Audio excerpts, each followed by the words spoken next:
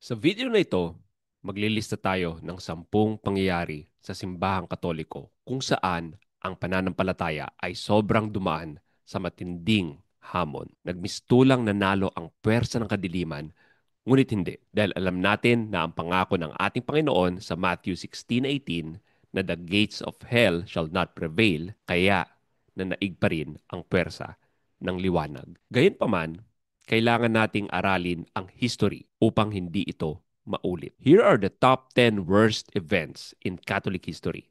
At panoorin nyo hanggang sa number 1 dahil itong event na ito ay siguradong babaguhin ang buhay niyo.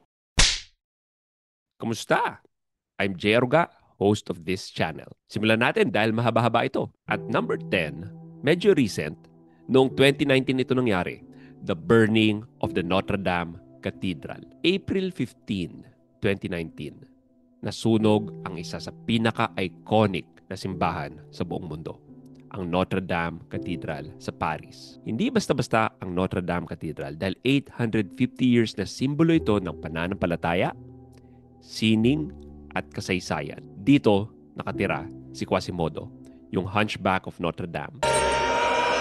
However, sa gitna ng matinding apoy, may himala pa ring nangyari. Naligtas ang altar, ang crown of thorns ng Panginoon, at ang Panginoon mismo sa Blessed Sacrament.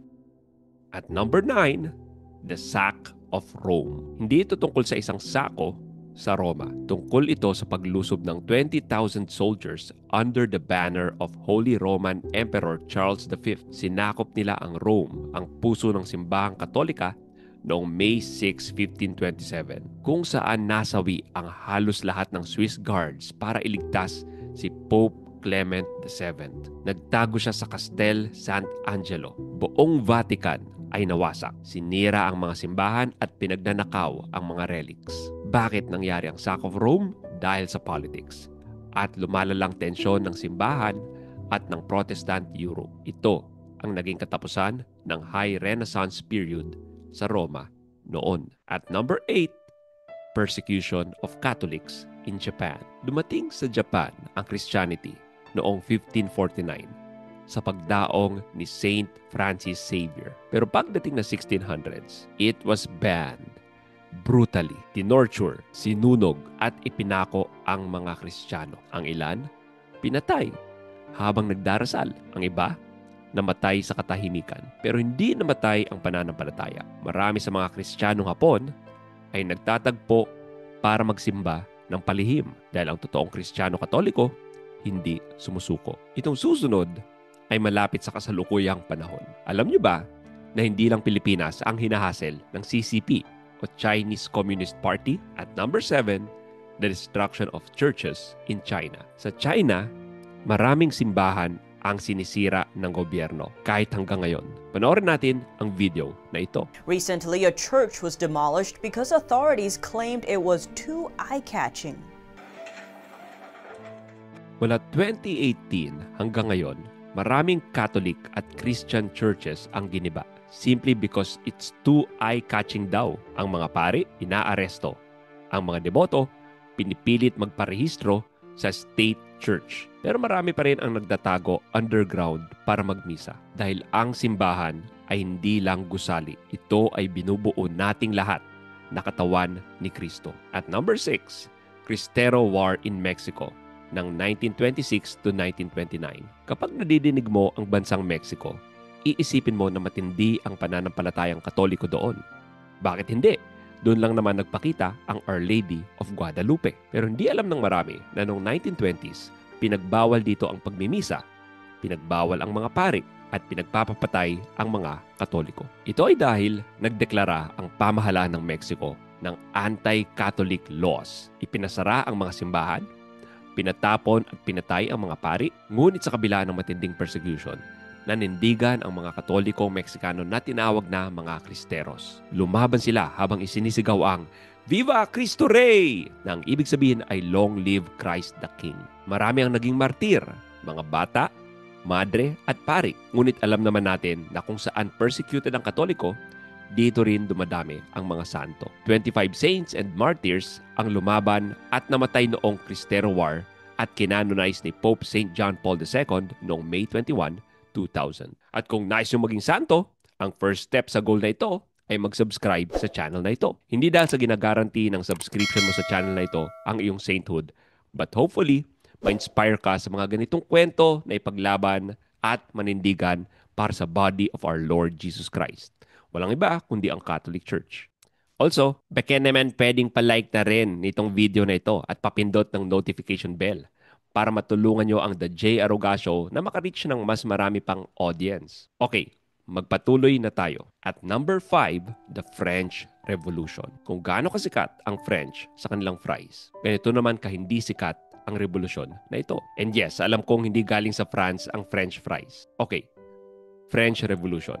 Ang sigaw ng mga Pranses noong 1789 to 1799 ay Liberté! Hindi kondensada, kundi evaporada. Ang ma-evaporate ang Catholic Church. Pero ang tunay na meaning ng liberté ay freedom. At sa sigaw na freedom, ang unang tinira nila ay walang iba kundi simbahang Katoliko. Hindi niyo masyadong madidinig na pinag-uusapan ang French Revolution dahil tuwing pinag-uusapan ang history ng Catholics, ang laging binibring up ng mga anti-Catholics ay ang Crusades at Spanish Inquisition, yung time ng history na pinapalabas na kontrabida ang mga Catholics. Pero dito sa French Revolution, brutal na pinatay ang mga pari. Noong November 16, 1793, 80 priests ang pinatay sa pamamagitan ng paglunod. Hindi naubusan ng creative ways ng pagpatay ng pari ang mga Pranses. Ang ilan sa mga ito ay pinugutan ng ulo using a guillotine. May mga Carmelite nuns pa nga na kumakanta habang nagmamarcha sa kanilang kamatayan. Ganito katatag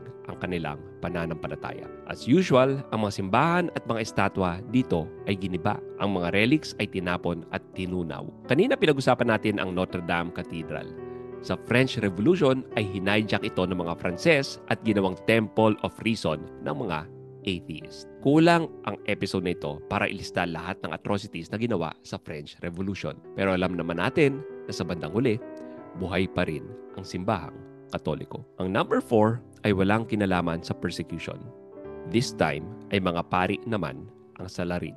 Ito ang isa sa pinakakahiyahiyang eksena sa kasaysayan ng simbahan, but it has to be said. Kaya at number 4 is the sex abuse scandals in the church. Kung napanood nyo ang Oscar award-winning film na Spotlight tungkol sa expose ng Boston Globe newspaper noong early 2000s sa scandal na ito, malamang alam nyo na ang tinutukoy ko. Hindi lahat ng pari ay santo at hindi lahat ng sugat ay nakikita. And this is all the more reason kung bakit kailangan nating ipagdasal ang ating mga pari para labanan ang tukso. Noong 70s and 80s, sa kasagsagan ng sexual revolution, ay marami ring pari ang nakiuso dito. Ang resulta, widespread abuse ng mga bata. Ang media these days, hindi sila magdadalawang isip para i-report ang mga abuses na ito.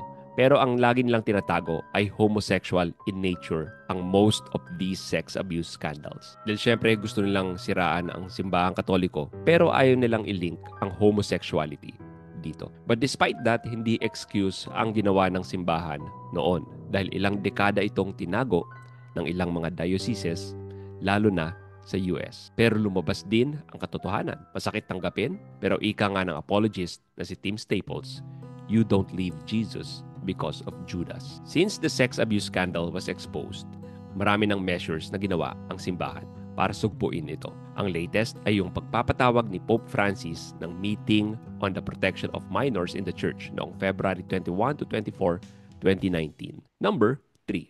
The martyrdom of English Catholics. Sa England noong 1500s, bawal ang pagiging Katoliko. Ang parusa, kamatayan.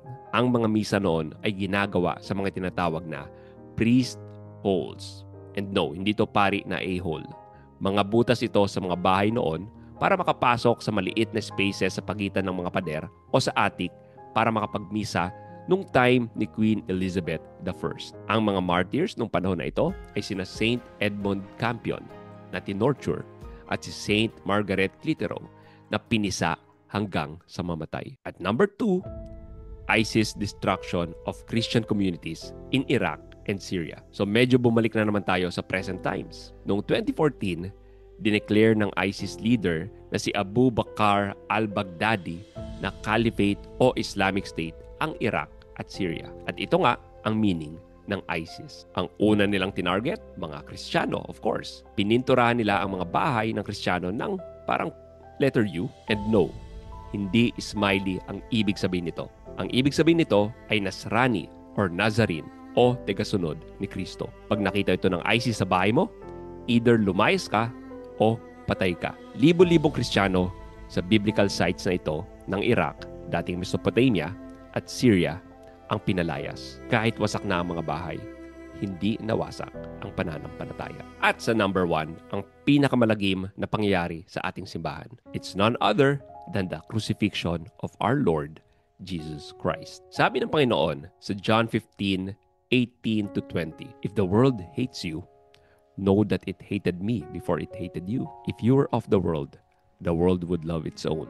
But because you are not of the world, but I chose you out of the world, therefore the world hates you. Remember the word that I said to you, a servant is not greater than his master. If they persecuted me, they will persecute you."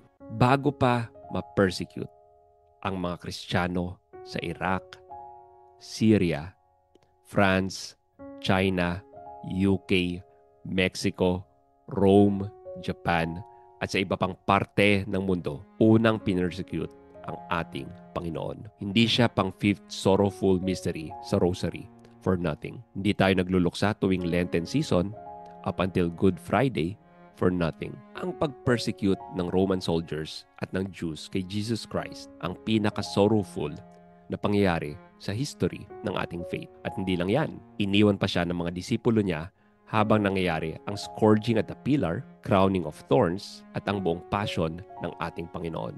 Ngunit gaya ng ilang mga examples sa listahang ito, pagkatapos ng matinding persecution, ay laging may pag-asa. Sa case ng Panginoong Hesukristo, ang kanyang sacrifice ang naging source natin ng salvation. At buti, hindi nagtapos sa kamatayan ang kwento ng ating Panginoon. He conquered death. At ayon kay San Pablo sa 1 Corinthians 15:14, if Christ has not been raised from the dead, our faith is in vain. I hope kinapulutan nyo ng inspirasyon ang episode na ito. Tayo, social media persecution lang ang kinakaharap natin tuwing nagsasalita tayo ng katotohanan. For many Christians around the world, real physical persecution ang hinaharap nila up until this day. Alam nyo ba kung saan ang worst countries to be Catholic sa panahon ngayon? Watch the video in this link to find out.